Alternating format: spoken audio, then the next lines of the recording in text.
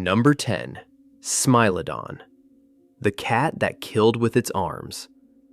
Los Angeles, the summer of 1913.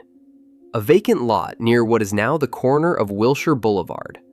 A crew from the Los Angeles County Museum is digging into black asphalt that has been seeping up out of the ground for the last 40,000 years. They expected a few bones. What they pulled out instead was a graveyard. Skull after skull, jaw after jaw. And again, the same thing. Those long, curved, flattened canines, sliding out of the tar still attached to the bone. By the time the museum finished its first major excavations, La Brea had given up the remains of more than 2,000 individual saber-toothed cats. Not a handful, not a den, a standing army of dead predators, layered on top of each other like a slow-motion massacre. That trap tells you almost everything about how this animal lived and died. The asphalt seeps would catch a horse, or a bison, or a ground sloth. The animal would struggle, sink, and start to scream. And that sound, a large mammal in distress, easy meat that could not run, pulled in every meat eater for miles. The saber-tooths came for the free kill, stepped into the same tar, and joined the bodies. At La Brea, predators outnumber prey by huge margins. That ratio is a window into a brain wired for one thing: get to the dying animal first. So consider the weapon everyone remembers. In Smilodon fatalis, the California species, the upper canines reached around 18 centimeters, close to 7 inches of curved, knife-edged tooth. They look like the deadliest things in the Pleistocene. Here is the part that took scientists a long time to accept. Those teeth were fragile. They were flattened side to side, like a blade rather than a spike, and that shape made them strong in one direction and dangerously weak in every other. Drive a tooth like that into thrashing muscle and grinding bone, and it snaps. The fossils prove it. Broken canines show up again and again. The animal's signature weapon could not survive a clumsy bite. And the bite itself was not powerful. In 2007, a team led by Colin McHenry and Stephen Rowe built a digital model of a Smilodon skull and ran the numbers. Their result stunned people who study big cats. The saber-tooth's bite force was only about a third of an African lion's. A lion can clamp onto a buffalo's throat and simply hold on, crushing the windpipe through sheer jaw strength. Smilodon could not do that. Its jaw was built for precision, not for power.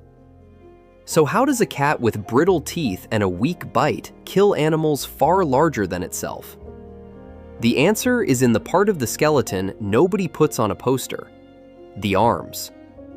In 2010, paleontologist Julie Meechan-Samuels and Blair Van Valkenburg did something clever. They x-rayed the limb bones of La Brea saber-tooths and compared the internal structure to living cats. The forelimb bones of Smilodon were thickened far beyond what a normal cat its size needs. Dense bone, reinforced shafts. The signature of an animal that put enormous, repeated stress through its front legs. This was a cat built like a wrestler. It got close, hooked on with forelimbs stronger than any lions or tigers, and pinned a 1,000-pound animal to the ground. Now the teeth make sense. The forelimbs did the dangerous work, restraining, immobilizing, holding the prey absolutely still. Only then, with the victim locked down and unable to twist, did the saber-tooth bring those long canines to the throat and drive them in. One deep, controlled stroke into the windpipe and the major vessels, and the prey bled out fast. The fragile teeth never had to fight a moving target. The weapon worked precisely because the animal had already won the wrestling match. And it may not have hunted alone. The sheer number of injured but healed Smilodon bones at La Brea is telling. An animal that shattered a leg should starve. Yet many of these cats survived crippling injuries long enough for the bone to knit back together, which hints that something fed them while they couldn't hunt. That points, carefully, towards social life, a group that tolerated the weak, a pride of saber-tooths. Smilodon fatalis weighed between 160 and 280 kilograms, and its southern cousin, Smilodon populator, pushed past 400, heavier than the biggest living tiger, carrying canines nearly a foot long. These animals ruled the Americas for hundreds of thousands of years. And then, around 10,000 years ago, at the end of the last ice age, they vanished, along with the giant prey they were built to bring down. There is something to sit with there. The saber-tooth's most famous feature, the thing that made it a legend, was also its trap. A weapon so specialized, it could only work one narrow way, against one kind of prey. When the mammoths and the great sloths disappeared, that perfection became a liability overnight. Evolution does not build for the future. It builds for the moment, beautifully and completely. And the most magnificent design is always one bad season away from useless. The cat with 7-inch fangs didn't lose a fight. Its weapons simply outlived everything it was made to kill. Number 9. Helicoprion. The shark whose own body was a mystery for 100 years. Start with a riddle no scientist on Earth could solve. In 1899, a Russian geologist named Alexander Karpinsky was studying strange fossils from the Ural Mountains, and he found something that made no anatomical sense. A spiral. A perfect coil of teeth, more than 100 of them, each bigger than the last, curling around and around like a circular saw blade carved from enamel. He named the creature Helicoprion, spiral saw. And then he and everyone after him for the next 100 years ran into a wall, because all they ever had was the spiral. Where on the animal did this thing even go? That is the maddening problem with Helicoprion. It was a cartilaginous fish, a relative of sharks, and cartilage almost never fossilizes. Bone preserves, cartilage rots away and leaves nothing. So when this animal died, its entire body dissolved into the seafloor, and the only part hard enough to survive was the tooth whorl. Across the world, Russia, Australia, and especially the United States, paleontologists kept finding the same thing: a beautiful spiral of teeth and absolutely no skull to attach it to. They had the murder weapon and no body. So they guessed. And for a century, the guesses got wild. Karpinsky first reconstructed the spiral curling up off the animal's snout, like a trunk made of teeth. Others moved it. Maybe it coiled on the lower jaw and hung down. Maybe it sat back on the dorsal fin, a defensive buzzsaw on the animal's back. One reconstruction put it on the tail. For decades, museum drawings of Helicoprion contradicted each other completely, because an animal had existed for tens of millions of years, and our species could not agree on what it looked like. The fossils that cracked it came out of the American West, the Phosphoria Formation, laid down across Idaho around 270 million years ago, turned out to be the richest Helicoprion graveyard on the planet. Phosphate miners in Idaho kept turning up whorls, and one specimen, cataloged as IMNH 37899 in the Idaho Museum of Natural History, held the answer no one had been able to see, because the answer was hidden inside the rock. In 2013, a team led by Leif Tapanilla put that specimen into a CT scanner and looked through the stone. And there, preserved alongside the tooth spiral, were the impressions of the cartilage, the ghost of the jaw itself, the part that should have rotted to nothing. The scan settled the 100-year argument in an afternoon. The spiral was not on the snout, not on the back, not on the tail. It sat in the lower jaw, anchored toward the back of the mouth, with the coil rotating in a slot at the jaw joint. Now the machine comes into focus, and it is genuinely unsettling. As Helicoprion fed, the lower jaw closed and the whorl rolled backward, the teeth slicing into prey and dragging it toward the throat in one motion, like a rolling bandsaw set into the jaw. Soft-bodied prey, squid, and early relatives of today's cephalopods would be hooked, cut, and pulled down. And here is the detail that makes the spiral logical instead of insane. The animal never shed its teeth. As new teeth grew at the back of the jaw, the old ones curled down and inward, locked into the center of the coil for life. The spiral was a lifetime record of every tooth it had ever grown. The biggest whorls came from the oldest, largest fish, animals that may have reached 7 or 8 meters. The same study delivered a second surprise, and it forces us to correct the nickname. Helicoprion is called the buzzsaw shark, but Tapanilla's team found it sat closer to the chimeras, the ratfish, those strange, big-eyed deep-sea fish swimming in our oceans right now, than to true sharks. The buzzsaw shark was barely a shark. Its closest living relatives are quiet, slow fish most people have never heard of.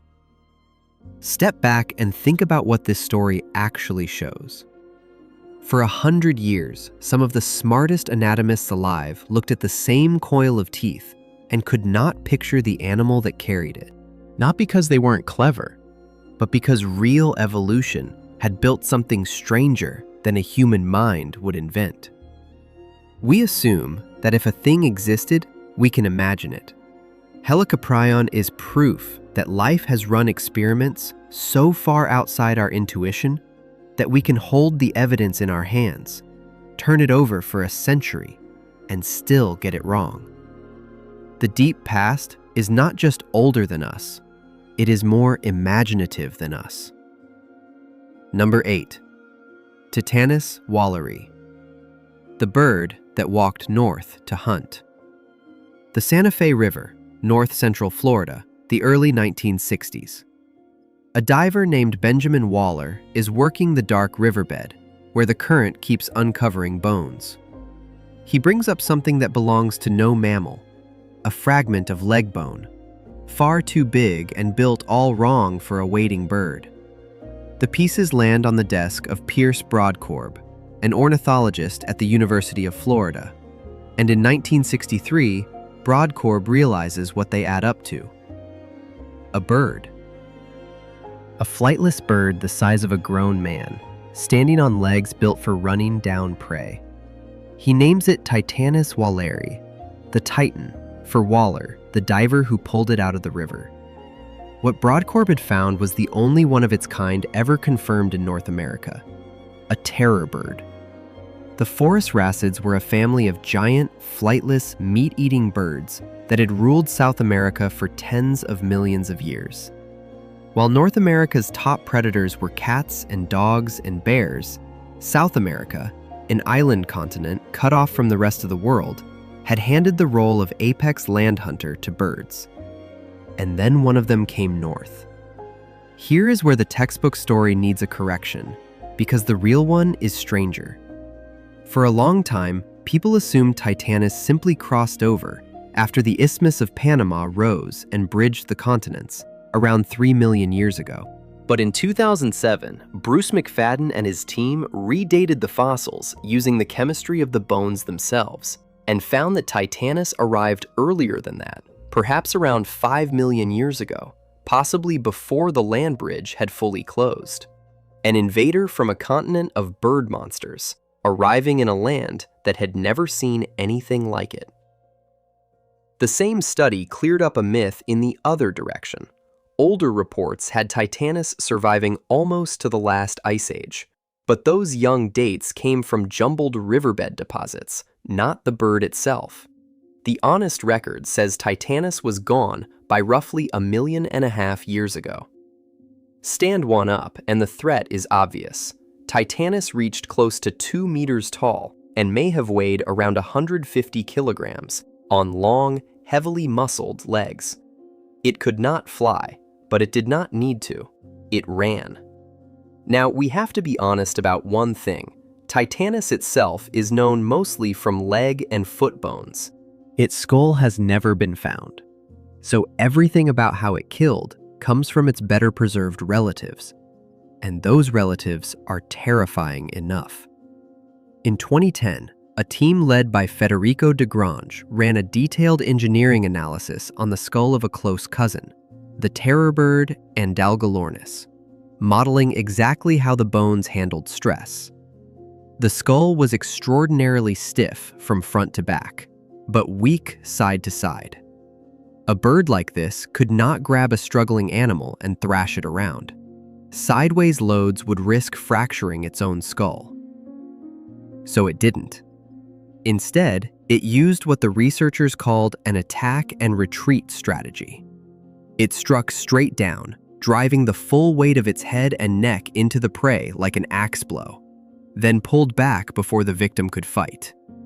Strike, withdraw, strike again. A 2-meter bird, fast on its feet, killing the way a man swings a pickaxe. And this reframes something most people never stop to think about. We were told the dinosaurs died out 66 million years ago, wiped clean off the Earth. That is not quite true. One branch survived the asteroid. The birds.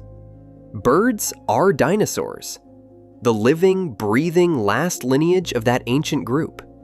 And in Titanus, that lineage did something extraordinary. It went back to being a giant, ground-bound apex predator, hunting mammals across America with a hatchet for a face. The dinosaurs never fully left the stage. Their descendants got smaller, took to the air, and waited. And given an island continent and enough time, evolution handed one of them the old crown all over again. Number 7. DAEODON. The dreadful toothed giant of the plains. Agate Springs, western Nebraska, the first years of the 20th century. A team from the Carnegie Museum is quarrying into a hillside packed solid with bone, one of the great fossil beds of the American West. In 1905, the museum's Olaf Peterson describes a skull pulled from this ground that stops people cold. It is nearly 3 feet long. It bristles with bony knobs and flanges jutting off the cheeks and jaw. And the teeth, heavy, blunt, built for crushing, give the animal its reputation. The popular name that stuck to it was blunt and accurate to the feeling it produced: the hell pig. The name gets the animal wrong, and the truth is stranger than the nickname. DAEODON belonged to a group called the Entelodonts, and Entelodonts were not pigs.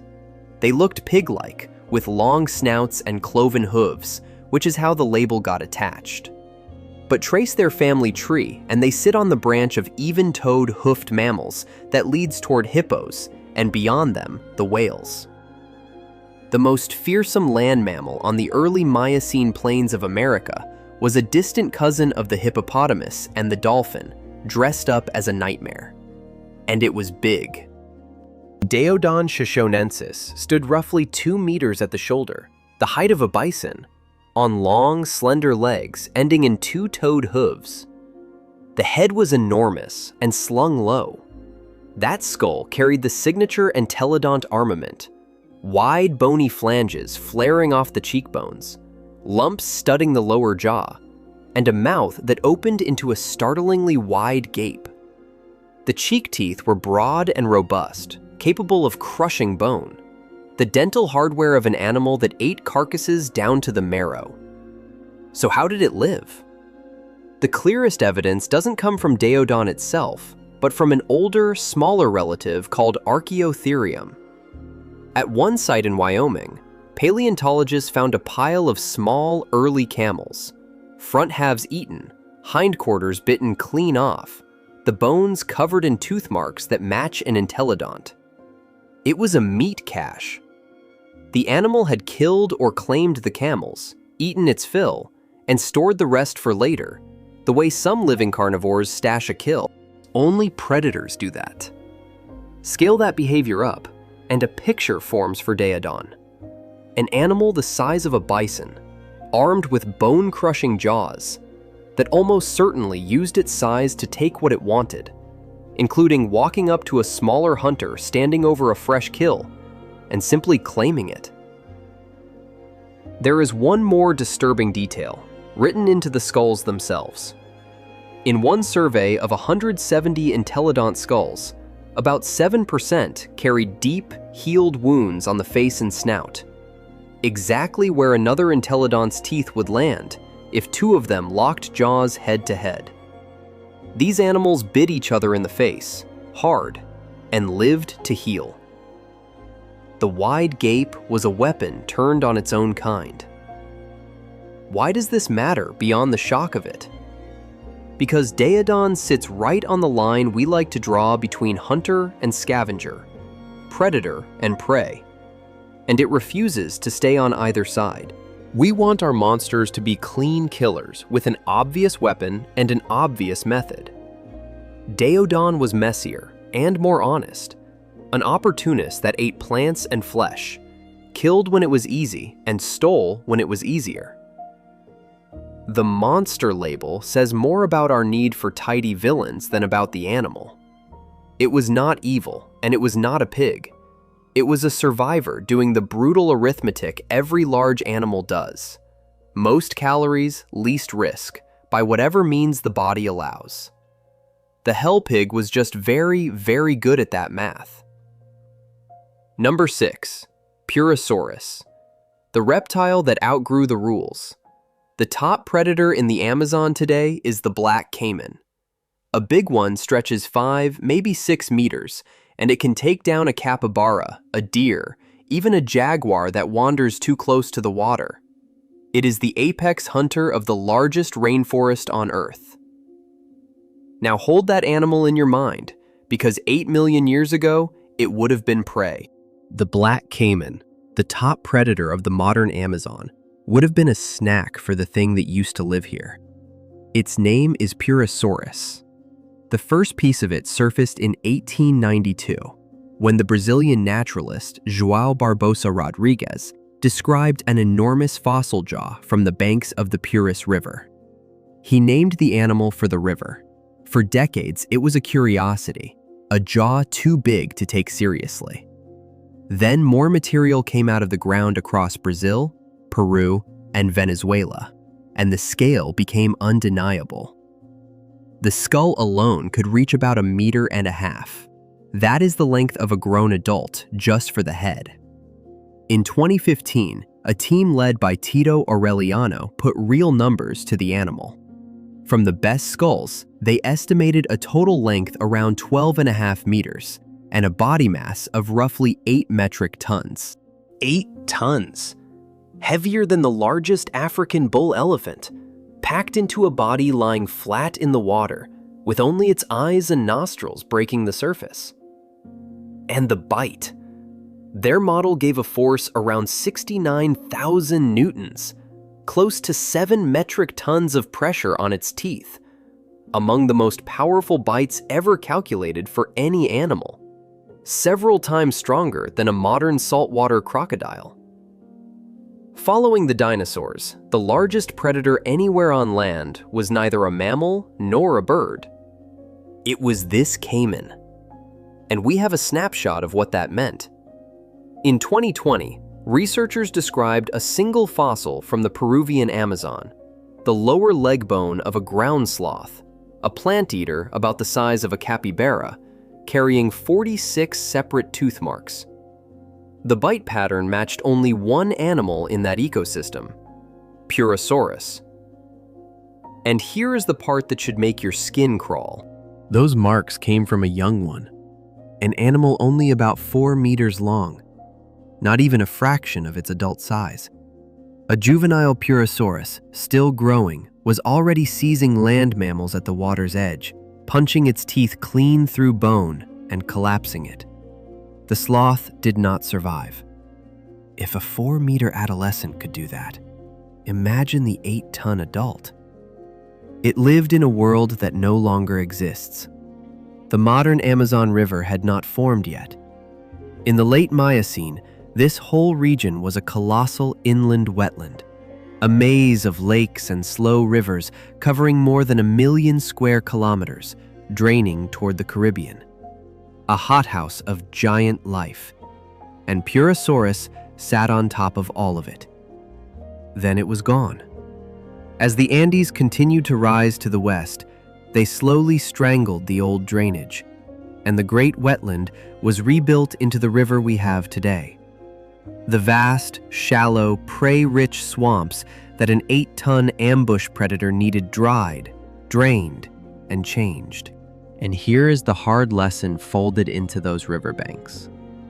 Being the largest, the strongest, the most unkillable thing in your world buys you nothing against geology. PURUSSAURUS did not lose to a rival. No predator ever challenged it. It lost to a continent rearranging itself underneath it, on a timescale no animal can resist. The most powerful bite in the history of fresh water closed on empty swamp, and then on nothing at all. Dominance is always borrowed. The land takes it back. Number 5. ARCTODUS SIMUS. The biggest bear we got wrong. Start with a single hair-raising fact. There is a cave in Missouri called River Bluff, sealed off for hundreds of thousands of years until road construction broke into it in 2001. On its walls are claw marks, and some of them are gouged into the rock more than 4 meters above the floor. A bear stood on its hind legs in the dark and raked the stone, that far up. That is the animal we are talking about. The giant, short-faced bear, ARCTODUS SIMUS. The size is hard to overstate.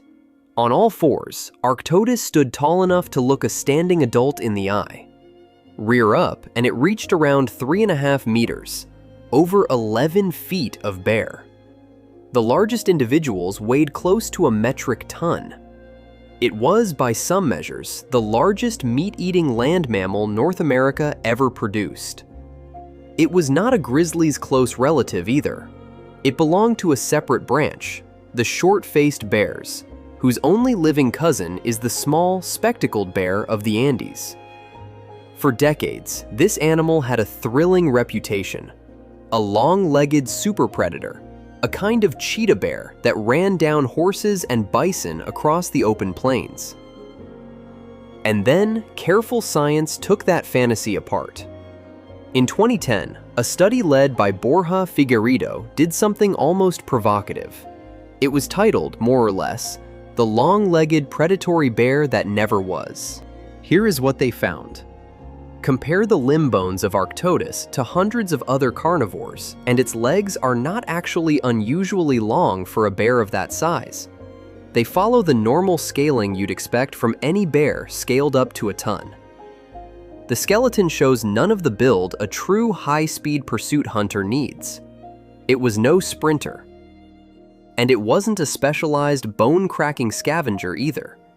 Later studies of tooth wear found none of the damage you'd see in a dedicated carcass cracker like a hyena. Even the short face is a bit of a myth. Its snout wasn't much shorter than a living bear's. The face only looked short because the skull was so huge. So what was it? The picture that emerged is, in its own way, more interesting than the cheetah bear. ARCTODUS was the largest omnivore that ever walked the earth. A colossal generalist, eating whatever the season offered, plants, roots, and, judging by the chemistry of bones from the far north, a great deal of meat when meat was available. Northern individuals up in Alaska and the Yukon were eating heavily of flesh, almost certainly by using the one advantage nothing could argue with: size. A 1-ton bear doesn't need to chase a kill. It can smell a carcass across miles of tundra, walk up to whatever is feeding on it, and take it. No negotiation, just an animal too big to refuse. That correction is the whole point of this entry. We badly wanted ARCTODUS to be a high-speed killing machine, because that is the better poster. The bones pushed back and handed us something truer, a giant, adaptable opportunist whose real power was reach and presence, not speed. This is how science is supposed to work on its own monsters. It keeps the parts the evidence supports, and it quietly retires the parts we only wished were true. The short-faced bear is a reminder that the past we picture and the past that actually existed are not always the same animal, and that the honest version, 11 feet tall and dragging its claws down a cave wall, is frightening enough without the embellishment. Number 4. Dimetrodon, the dinosaur that was nothing of the kind. Reach into a bin of plastic dinosaurs at any toy store, and your hand will probably close around it eventually. The long body, the splayed legs, the tall, fan-shaped sail rising off the spine. Children draw it next to T-Rex.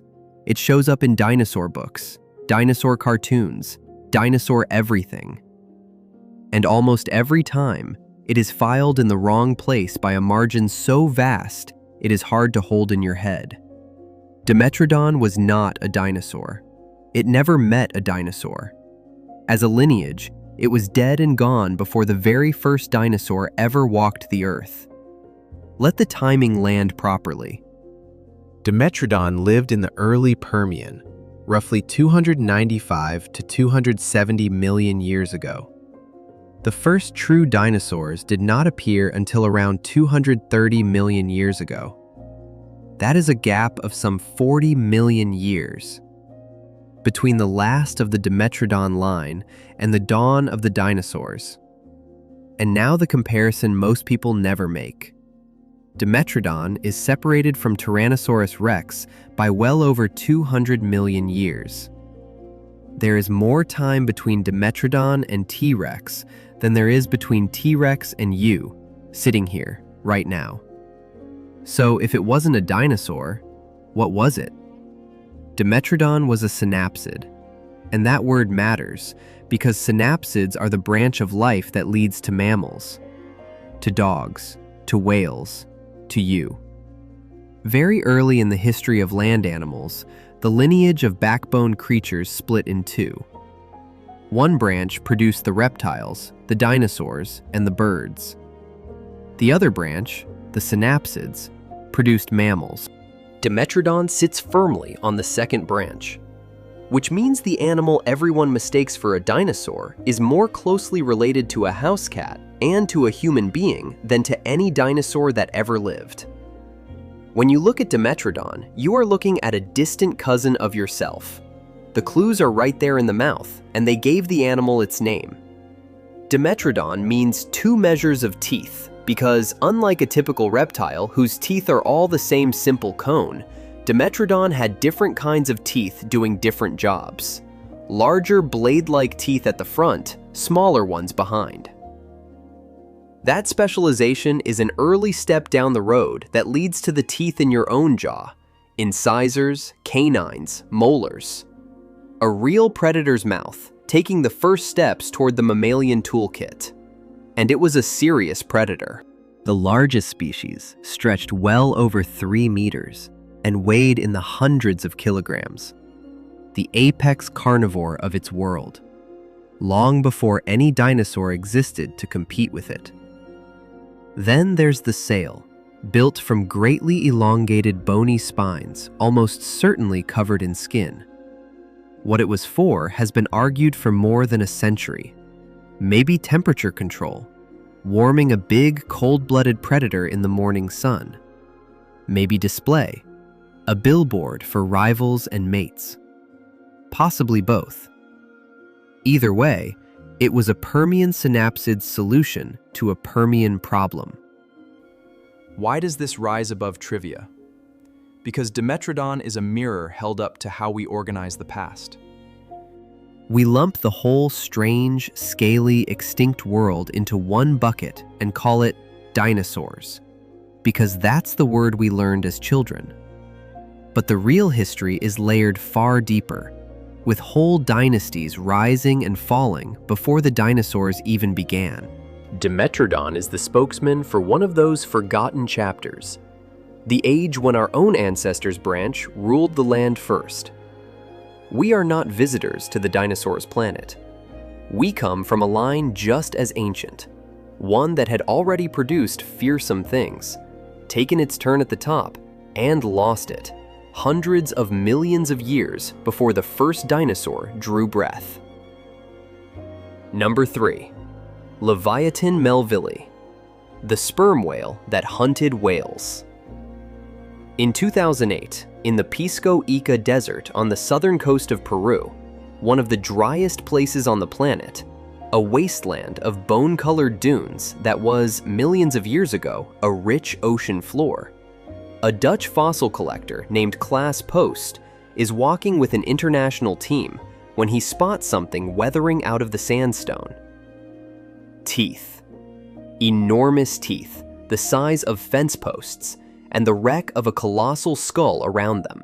What they had found would be described 2 years later in the journal Nature by Olivier Lambert, Giovanni Bianucci, and their colleagues, and it would rewrite what the ocean's deadliest hunter could be. They named it after the great white whale of literature, Livyatan melvillei, for Herman Melville, who wrote Moby Dick. The numbers are hard to take in. The skull alone measured around 3 meters. The whole body is estimated between 13 and 17 meters, about the size of a modern sperm whale.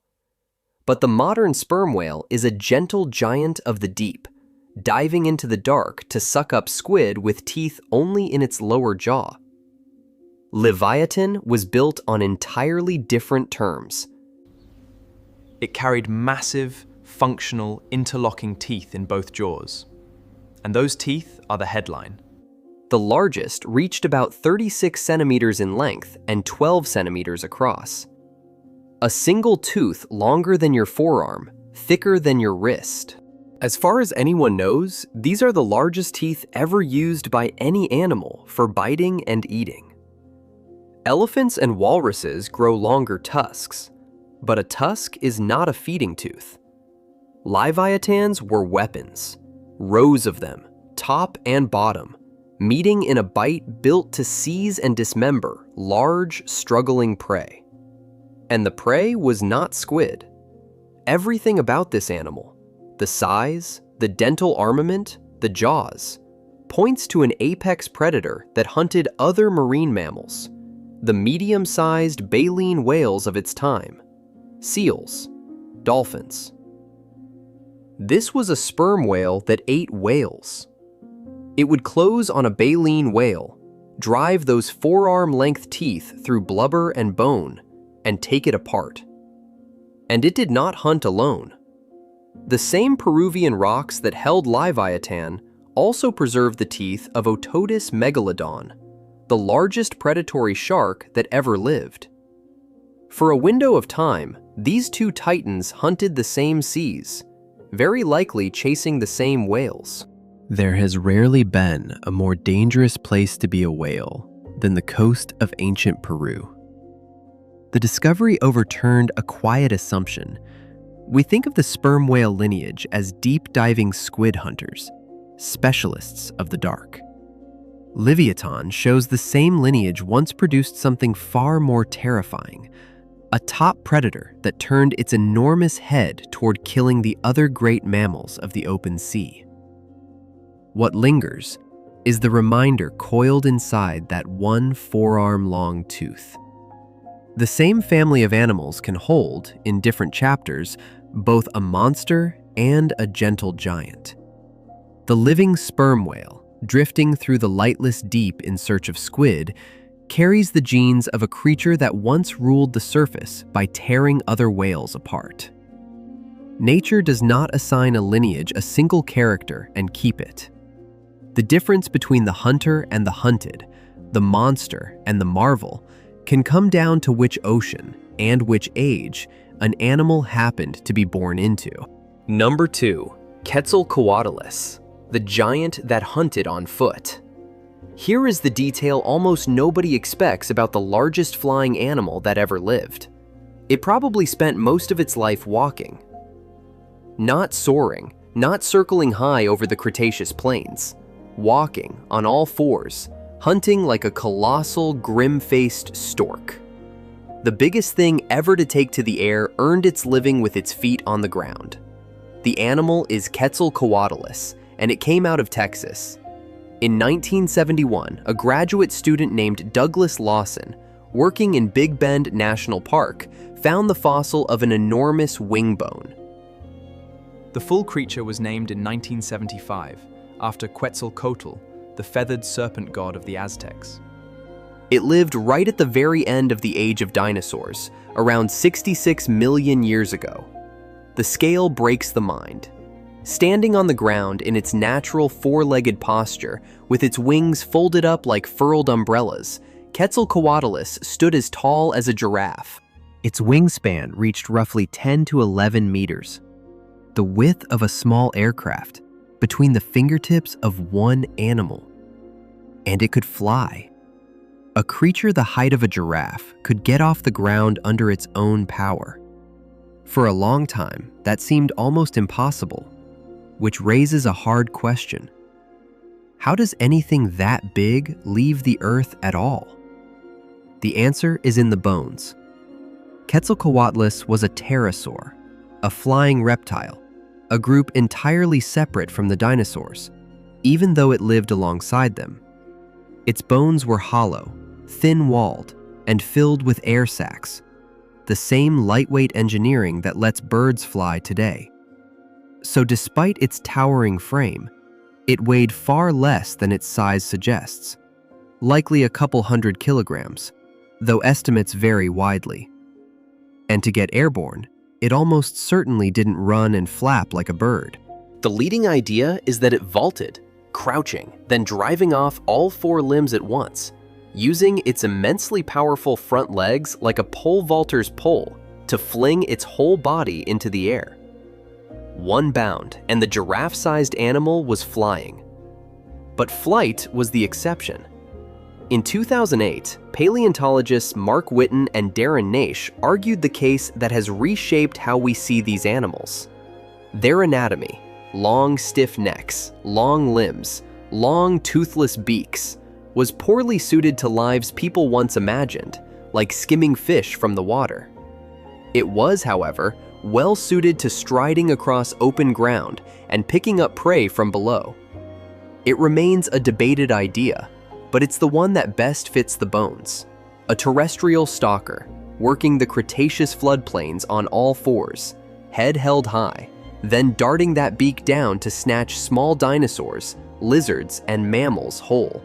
A predator that worked the land like a stork the size of a giraffe, and could, at any moment, vault into the sky and be gone. It owned the ground and the air at once, and it owned them right up to the end.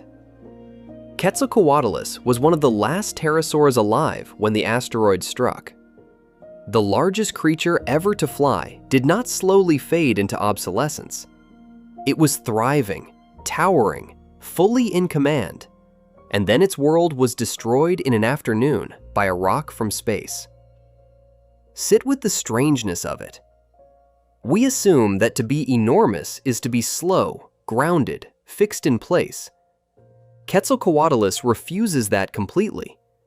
As tall as the tallest animal alive today, and able to leap into the sky and vanish over the horizon.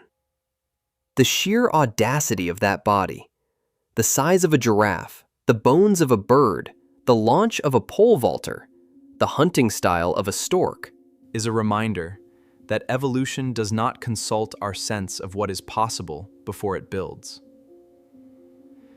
It runs the experiment first, and every so often, it produces something that, if you hadn't found the bones, you would swear could never have existed. Number 1. Mosasaurus. The sea lizard that taught us death is forever.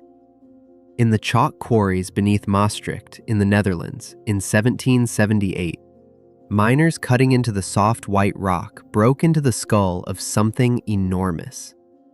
A jaw longer than a man, studded with conical teeth, lifted out of stone that had once been the floor of a warm Cretaceous sea. Word spread. The fossil became famous as the Great Animal of Maastricht, argued over by scholars across Europe.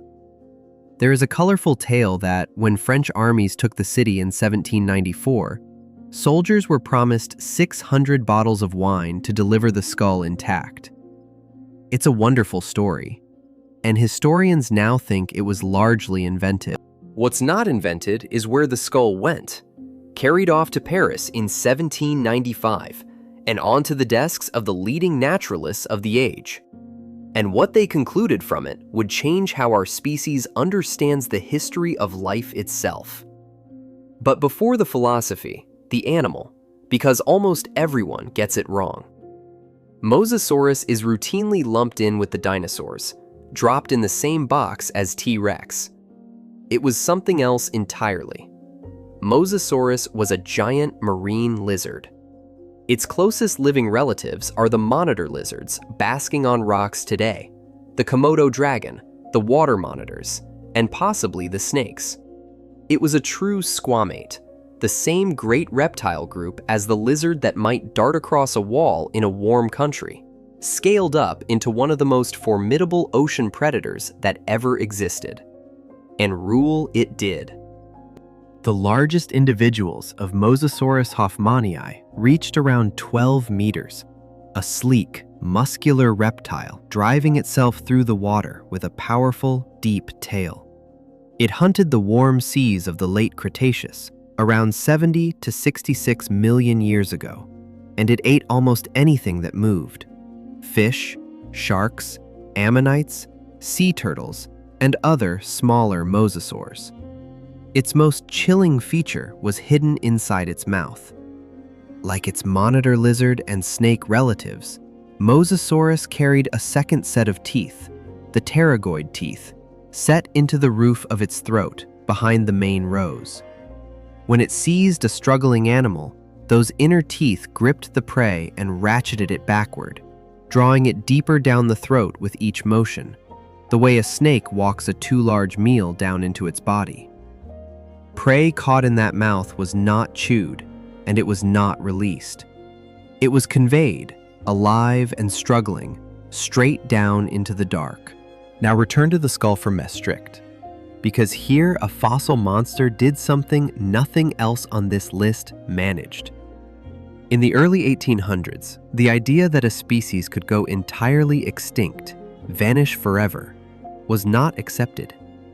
Many believed every kind of creature still existed somewhere, in some unexplored corner of the globe. The Dutch scholar Adrian Camper was the first to recognize the great Maastricht animal as a giant relative of the monitor lizards around 1799. And then, the most influential naturalist of the age, Georges Cuvier, confirmed it in 1808, and used it as a centerpiece of his argument that this was a creature which had truly, permanently died out. Mosasaurus became one of the key pieces of evidence that established extinction as a real and undeniable fact of nature. A monster pulled from a Dutch chalk pit taught humanity that life is not permanent, that the world keeps a graveyard, and that even its champions can be erased without a trace. Then it proved its own lesson. Mosasaurus was thriving in the seas right up to the final moment of the Cretaceous, and when the asteroid struck 66 million years ago, the sea lizards went down with the dinosaurs. The animal that first showed us extinction was real became, in the end, one of its grandest examples. So consider where that leaves us. The single creature that did the most to teach our species that death can be final was not a dinosaur at all, but a colossal cousin of the lizards sunning themselves on garden walls right now. It ruled the seas, swallowed its prey alive, and then vanished so completely that, when we found its skull, we had to invent a whole new understanding of nature just to explain how something so powerful could be gone. Mosasaurus is the closing argument of the deep past, delivered straight to us. Nothing is too large, too armed, or too dominant to disappear. Look back across all 10 and notice first how few of them were dinosaurs at all. The sailback everyone draws was a distant relative of ours. The buzzsaw shark was closer to a ratfish. The hell pig was a cousin of hippos and whales. The terror bird was a feathered dinosaur reborn as a land predator. The sea lizard that taught us extinction was kin to the lizard on your garden wall. We grew up filing the whole terrifying past under one word, and the truth turned out to be deeper, stranger, and far more crowded with monsters than that word ever allowed. Notice too how often we got them wrong on purpose. We wanted the short-faced bear to be a sprinter, and the terror bird to survive to meet the first humans, and the buzzsaw shark to make immediate sense. Reality kept refusing. The bones handed us stranger, truer animals than the ones we wished for, which is the quiet thrill of this whole science. We are not just digging up creatures, we are correcting ourselves. And running underneath every single one of them is the lesson that animal number 1 taught us first. Not one of these monsters was undone by a stronger rival.